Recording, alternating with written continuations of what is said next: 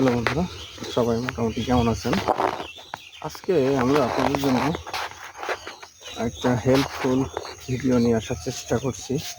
আমরা সরাসরি আছি মাঠে।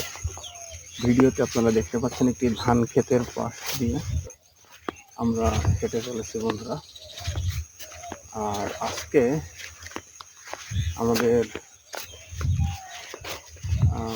আসার যে একটি উদ্দেশ্য, মাঠে আমরা বিভিন্ন গাছের সন্ধান করে থাকি। এই গাছগুলোর মাধ্যমে আমরা উপকৃত গাছ। বন্ধুরা, আজকে একটি উপকারী গাছ আপনাদেরকে দেখাবো, যেটা খেলে আমাদের স্বাস্থ্য ভালো থাকে। অর্থাৎ পারিবারিকভাবে যে সমস্ত যুবক ভাইয়েরা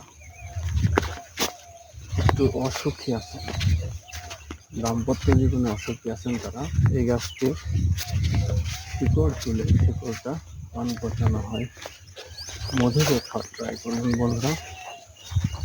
আমরা বলতে বলতে চলছে আর কি।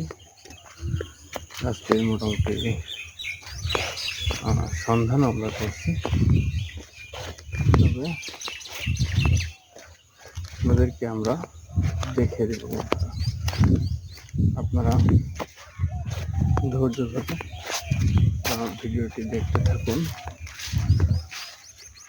গাছটির নাম বলে দেব, খাওয়ার নিয়মটা তো বলে দিয়েছি। হয় পান পাতা, না হয় মধু দিয়ে আপনি এটা খেতে পারবেন বন্ধু। হয় পান পাতা, না হয় মধু দিয়ে অল্প পরিমাণে খেলে হবে। এই যে দেখতে পাচ্ছেন, এই হলো গাছটি। গাছটির নাম হচ্ছে হাতিসুরো গাছ। কেউ বলে হস্তিসুরি, কেউ বলে হাতিসুতনা, কেউ বলে নীলবাল। এর শিকড়টা টস করে তুলে খাবে, জেনে আমি বলে। তাহলে আশা করা যায় উপকার আপনি পেয়ে যাবেন। ধন্যবাদ।